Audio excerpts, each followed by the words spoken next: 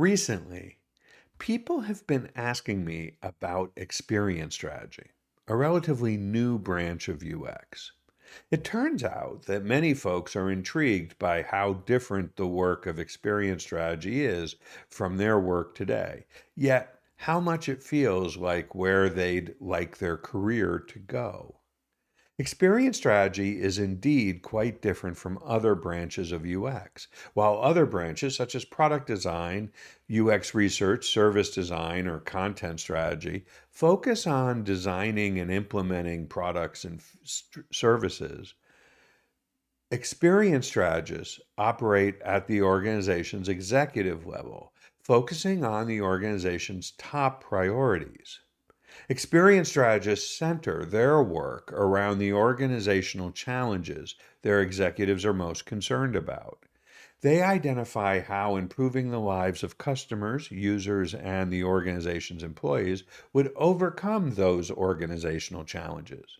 And then they orchestrate the implementation and delivery of those services. An experienced strategist sees success every time one of their projects ends up improving people's lives in a way that achieves their executives' top organizational priorities. It's strategic work that elevates the executive's perception of UX beyond just being the make it pretty team. Experienced strategists are doing UX work, just at a more strategic level than other UX folks typically work at. Let me give you an example. An experienced strategist at one of my clients, let's call her Daniela, works for a company that makes software for small business owners, primarily tradespeople like landscapers, carpenters, and plumbers. After completing work for their customers, these small business owners use my client's software to send out invoices. Now, Daniela wasn't promoted or hired into her role as an experienced strategist. She just started doing the work one day after seeing that nobody else was taking on a leadership role at the company. There were many UX managers who were good at managing, but nobody was leading the company's UX strategy. So Daniela stepped up and she just started doing the UX leadership work. She started with an effort to really understand the small business owners who use the software. She hung out with them, watching them go about their business. Over a few months, she became the most knowledgeable company employee on the lives of small business owners. She learned details about their customers that no one else in the company knew, at least not yet. She built her expertise in who these customers were, what made them different from one another, what they needed to succeed, and what their experience as small business owners was like. She studied the ins and outs of what made customers' most difficult days frustrating and what contributed to their best days. Now, at the same time, she started paying attention to her company's executives. She went on a listening tour, asking them about what they saw as the company's top priorities. Daniela learned that the executives were very concerned about revenue. The company was saturating the market of small business owners, and monthly subscription fees were leveling out. The executives were actively seeking an additional revenue stream. Daniela connected what she was hearing from her executives with what she was learning about the small business owners who used their product. You see, her research uncovered that small business owners were frustrated by how long their customers took to pay bills. Sometimes it could take weeks or even months before small business owners got paid, and they had their own bills to pay. They had subcontractors and employees to pay, and waiting for their clients' payments created significant stress on their cash flow. Now, the software company had already built a feature to expedite collections called Pay Now. Customers could pay their bills with online credit cards, and every time they did, Daniela's company collected a small interest fee, which, with potentially millions of transactions, could translate into millions of dollars. Yet, when the Pay Now feature was released, it was a bit of a dud. It didn't come close to generating the massive revenue that executives had hoped for. Daniela's research with small business owners uncovered why. She discovered that many small business owners didn't even know the Pay Now feature was in the product. The few who knew about it told Daniela that they gave up because they couldn't figure out how to integrate it into their invoicing process. The feature was in the product, but very few people used it. Daniela convinced a few of the designers to create a compelling vision for an easier to find and use Pay Now feature that she could then share with the executives. She also worked with the organization's data analytics team to estimate monthly invoicing volume.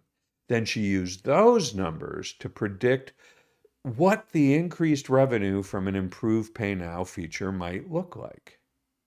Her estimates showed that the software business users currently invoice tens of millions of dollars, often taking more than 30 days to collect.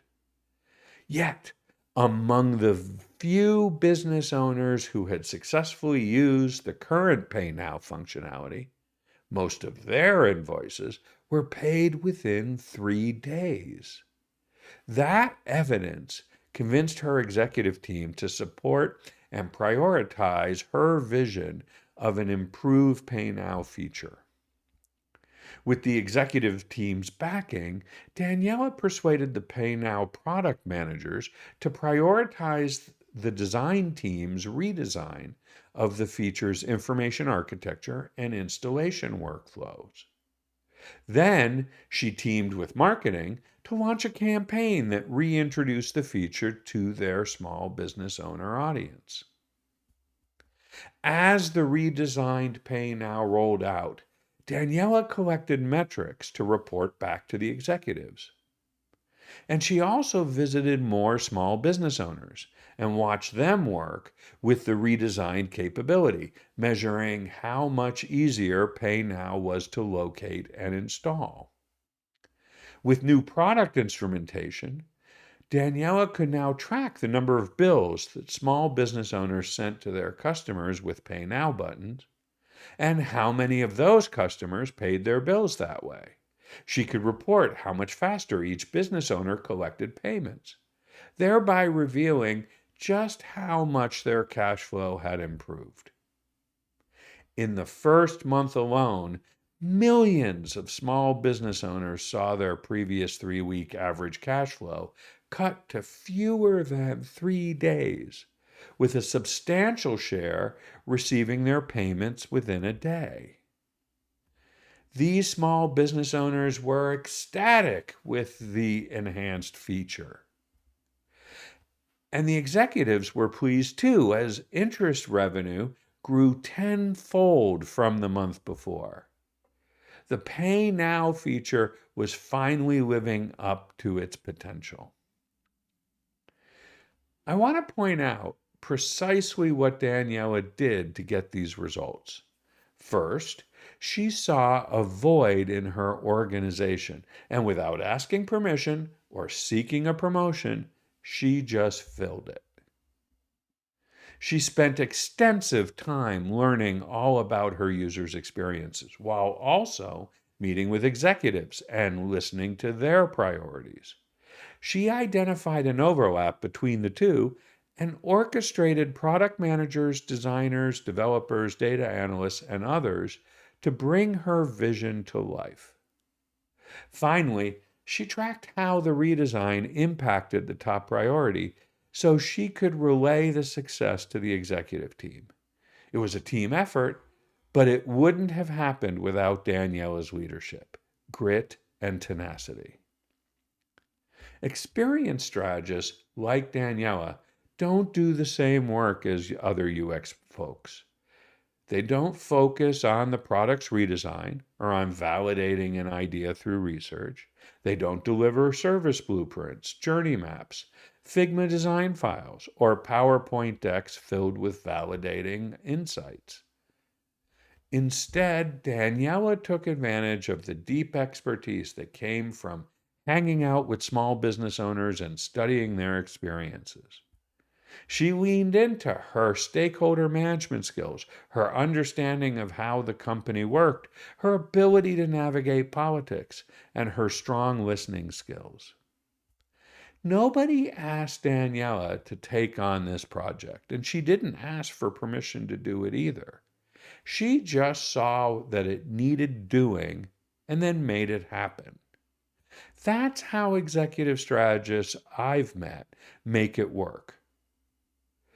Executives never ask for an experience strategy because they don't know it's a thing you can ask for. However, they are extremely happy when someone provides it, just as Daniela did. Realizing that you can just step up and make it happen is likely the scariest, most challenging part of becoming an experienced strategist. And it's the most exciting. Many UX folks are making it the next step in their career, which makes me very optimistic for the future of UX. We could use a lot more UX leaders like Daniela in our organizations. Are you excited about experience strategy? Are you interested in exploring what it would take to become an experienced strategist? I've set aside time in my calendar to talk with folks just like you about what a future journey to becoming an experienced strategist might be like. If you'd like, you and I could discuss where your career and work are currently at, and together brainstorm what the right path for you might be like. Now, I do teach some courses that equip UX professionals with the skills that experienced strategists find valuable. However, that's not the point of what we talk about when you and I meet. Instead, we'll dive into your situation and explore your next steps. If the courses make sense, we can talk about them. But if not, we can talk about whatever you'd like instead. If you're interested in spending 30 minutes with me to talk this through at no cost other than your time, pop me a message on LinkedIn, Blue Sky, or in our Leaders of Awesomeness community at uxleaders.cc. I'll send you a link to find a time on my calendar, and we'll hop on a call. I'm excited to meet you and explore how you could become an experienced strategist in your organization.